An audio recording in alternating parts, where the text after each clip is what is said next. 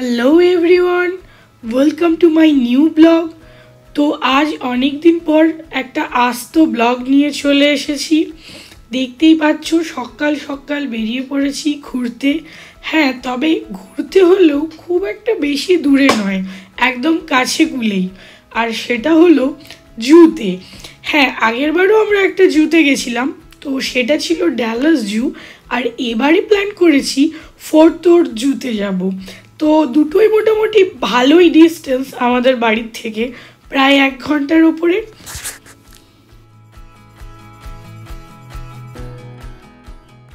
তো জুয়ে যাওয়ার এই প্ল্যানটা কিন্তু পুরোপুরি ইভানের ইচ্ছায়।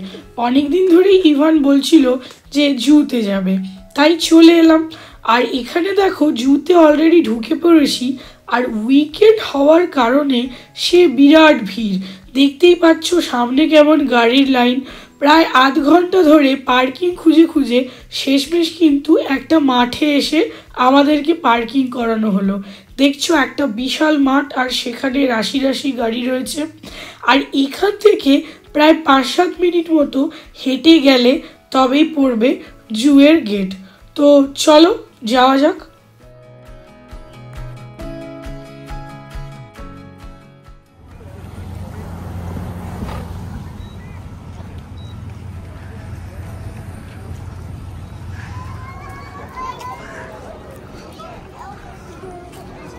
আজকে ওয়েদারটাও বেশ সুন্দর।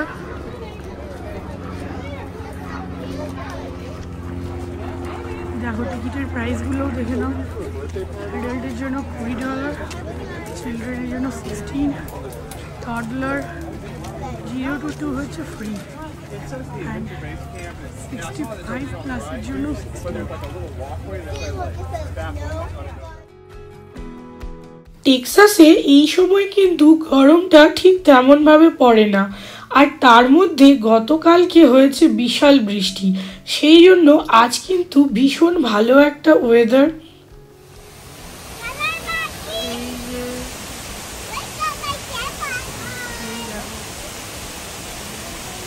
বসে বসে নিজেদের নিয়ে বিশাল ব্যস্ত। আর এদিকে আরেক মাংকি নিজের বন্ধুদের দেখতে পেয়ে খুবই খুশি হয়ে গেছে। ওই দেখো দেখছে একই রকম প্রায় দেখছি আমরা।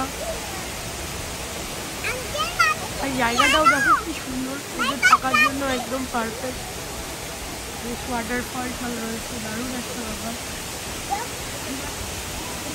এখানে রয়েছে একটা ইয়েলো কালারের মাংকি, এটা কি বলে এটাকে আমি জানি না। দেখতে পাচ্ছ একটা ইয়েলো কালারের এই যে গাছের মধ্যে ঝুলে আছে, দেখতে মাংকির মতোই হলেও কালারটা কিন্তু একটু আলাদা।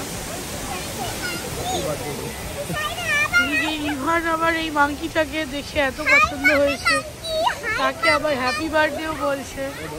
ওই দেখো কি সুন্দর ঝুলে ঝুলে চলে যাচ্ছে ভদ্রলোক। ওই দেখো, ওয়াও দারুণ, ভদ্রলোক হেভি স্মার্ট।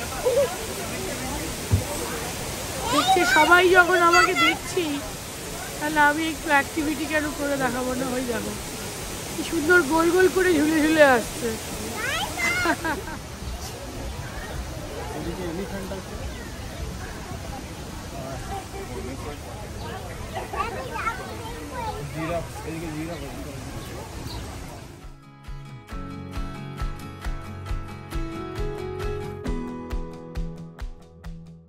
তো এখানে এই হরিণের সঙ্গে প্রায় হরিণের মতোই দেখতে প্রাণীটির নাম হলো স্প্রিংবক।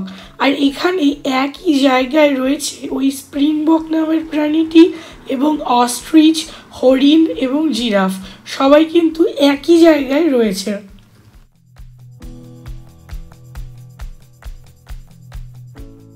এবারে চলে এসেছি পাখিদের জায়গায়।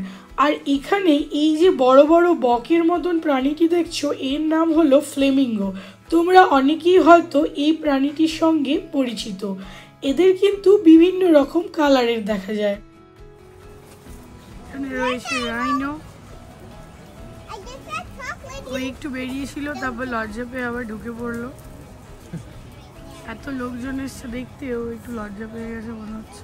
ওই যে আবার বেরোবে বলে ভাবছে। আবার একটু লজ্জা পেয়ে গেছে, দাঁড়িয়ে গেছে ওখানে। এটা পুরো কাভার, আর এই পাশটা পুরো অ্যাকুয়ারিয়ামের মতন পুরো রয়েছে মাছ।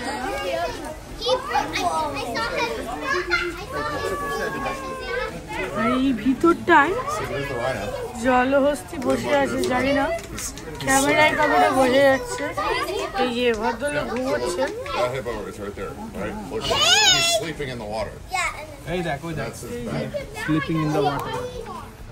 ওই আসছে ইভান ডেকেছে বলে কথা, আসতে তো হবে। এই যে আসছে,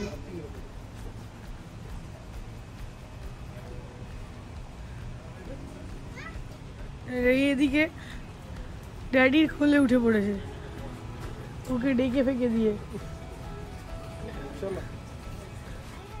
রয়েছে এলিফ্যান্টের থাকার জায়গা, আর এত সুন্দর করে জায়গাগুলো সাজানো।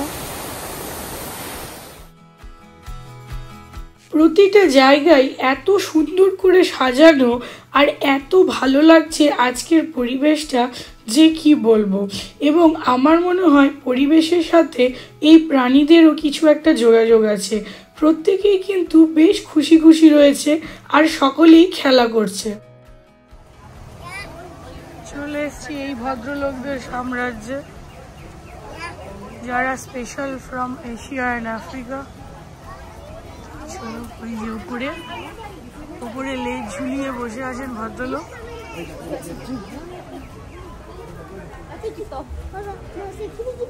ভদ্রলোক ন্যাপ টাইম।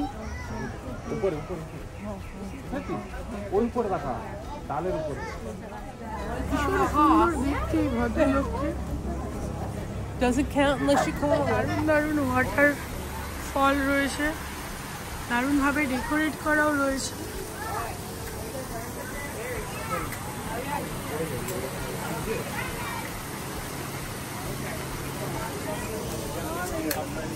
চলো দেখি আর কাকে দেখতে পাওয়া যায়।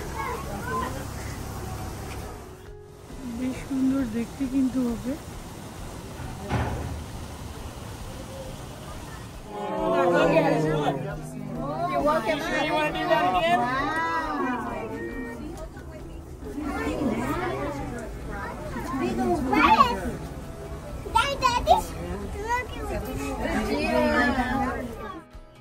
এখানে রয়েছে চিতা, আর দেখতেই পাচ্ছ এরাও প্রায় ঘুমের ঘোরেই রয়েছে।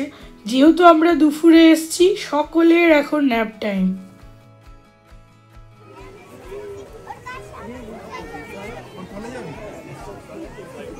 একদম কালো। চলে এলাম ক্যাঙ্গারুদের রাজ্যে, আর এখানে একজন শুয়ে আছে আর একজন দাঁড়িয়ে আছে, আরো ভেতরের দিকে রয়েছে। আর এখানে পেঙ্গুইনদের আলাদা করে মাইনাস টেম্পারেচারে রাখার জন্য একটা কাঁচের ঘরে ব্যবস্থা করা হয়েছে।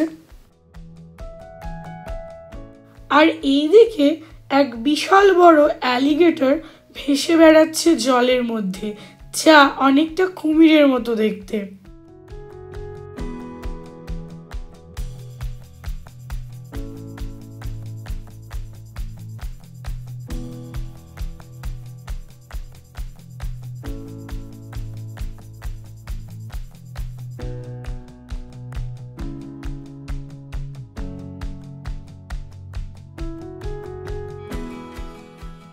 তো আমাদের জু ঘোরা প্রায় শেষ, আর এদিকে বাড়ি যাওয়ার পথে আবার এই ভদ্রলোকের সঙ্গে দেখা হয়ে গেল।